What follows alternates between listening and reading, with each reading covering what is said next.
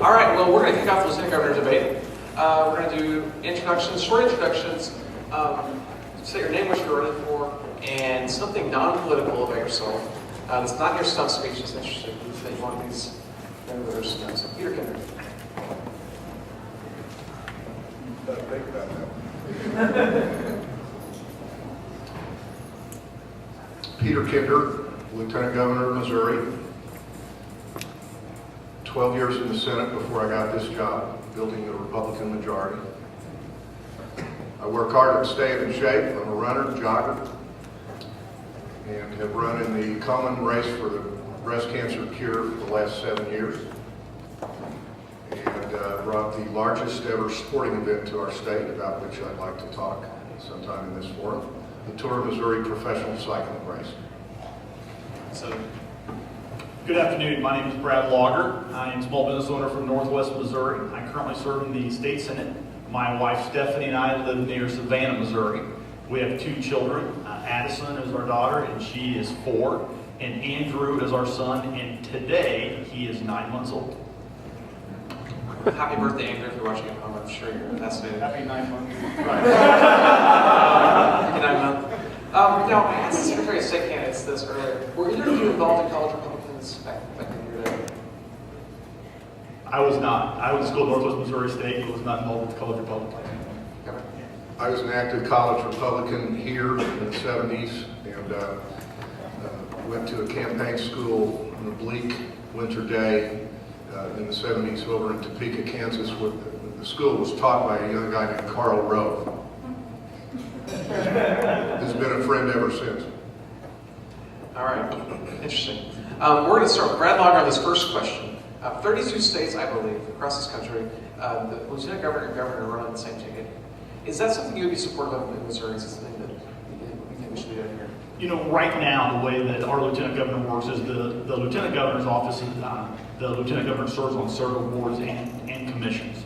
And in many of those cases, not all, the Governor also serves on those same boards and commissions.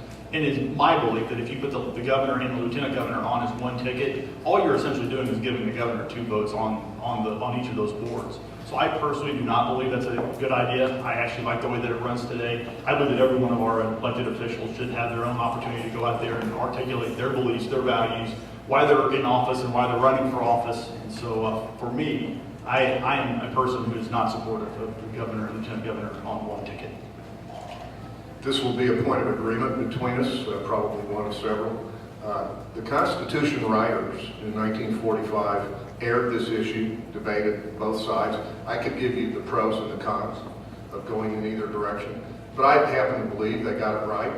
And the available evidence since I was in college is that in the 70s is that Missouri voters have on numerous occasions preferred to have a governor of one party and a lieutenant governor of the other.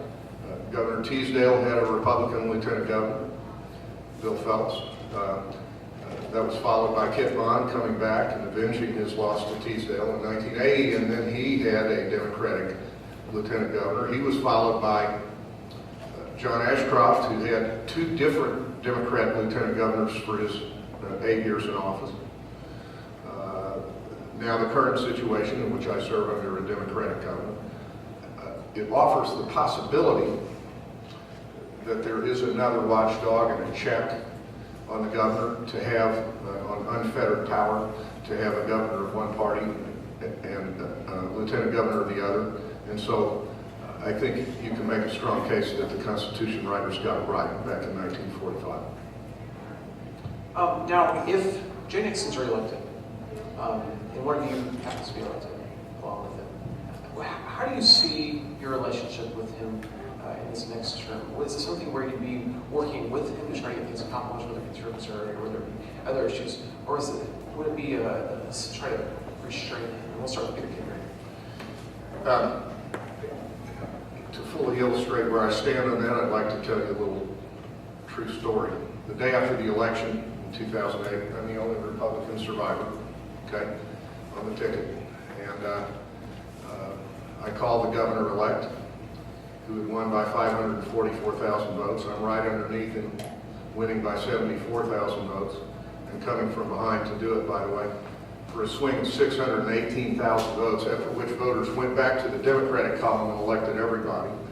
So I called the governor-elect. He returned my call the next day, and I said, Governor-elect Nixon, you won a great victory. Congratulations.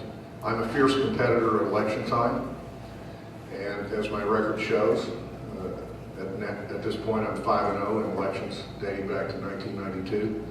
And when the dust settles and the campaigns are over, I believe that people expect us to work together. So I am offering you my help, Mr. Nixon, with these big Republican majorities you confront in the House and Senate.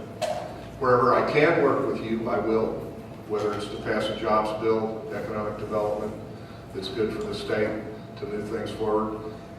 And I also said where devotion to constitutional principle or good government or my own conscience demand it, I will oppose you, but I'm offering you my help where I can. That was the last substantive conversation we've had in 3.5 years since I made that phone call, with one exception that concerned the tour of Missouri in the first summer. He was in office where he tried to shut it down, and I forced him to back down. But so I have a record both ways. I have a record of working with him when we can move the state forward, and I have a record of fiercely combating him, and I would expect that to continue. One of the examples of fiercely combating him and his party's agenda is he's silent on cap and trade that would have doubled our energy prices. I've been outspoken against it.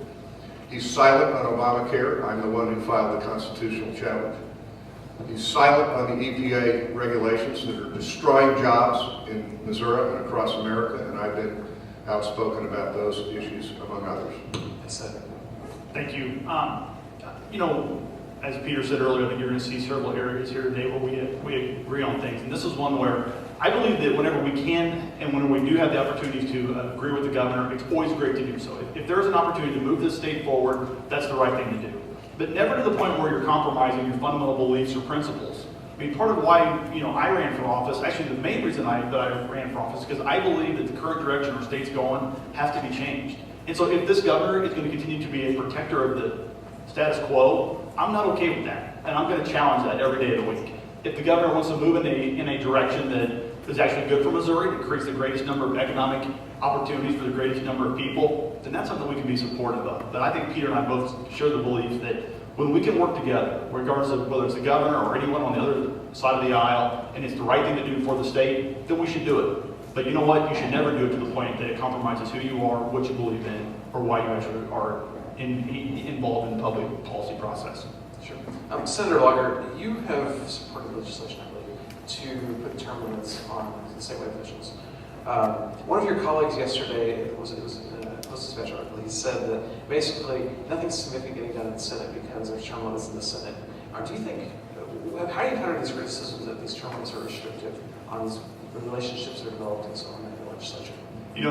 Clearly term limits have fundamentally changed how the legislature works. But I'm a person who I still think that the voters got it right when they said we need term limits. I actually believe that although there are challenges that come with it, new blood and new energy into government at any given point is good. I actually believe that, right, wrong, and different, the reality is people that are being, holding office for 20, 30, 40 years, which there were individuals that held it that long or longer, creates a challenge. And what I mean by that is if you continue to do what you've been doing, you're going to continue to get what you've been getting.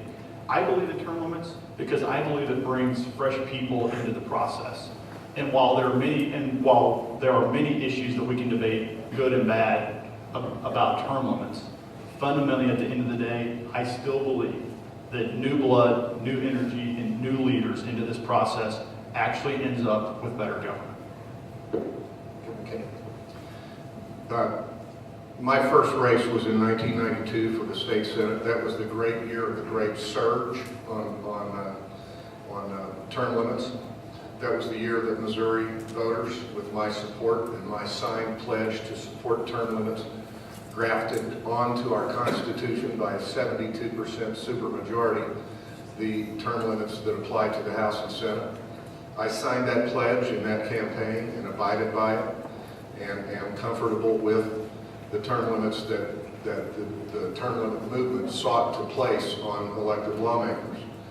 Executive branch officials were never part of that impulse to enact term limits.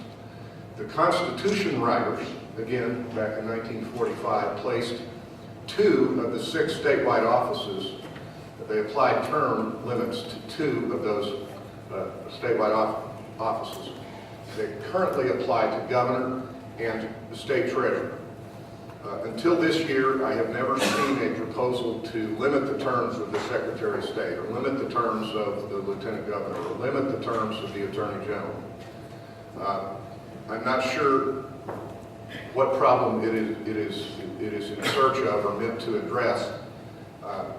As a supporter of term limits and one who has abided by them myself, who signed the pledge in 1992, I'm comfortable with them. By the way, the voters are not going to undo them. So if the voters want to pass this constitutional amendment this year or in a future year, that's fine. But I haven't seen the burning, pressing issue or need to apply it to those executive branch officials to whom it does not currently apply. Let me amend what I said in one respect. The original term limit on governor was 1 term and you could sit out, okay? And then you could come back, and we had 1 governor who did that. Warren Hearns came along in the late 60s and he got a constitutional amendment allowing him to succeed himself. And he became the first governor in our state's history to succeed himself in the 1968 election, after which we've had several governors do that. Governor Ashcroft and Governor Carnahan. So he has some questions. Why should these be extended to statewide officials? Like, is this just an election year thing against Peter?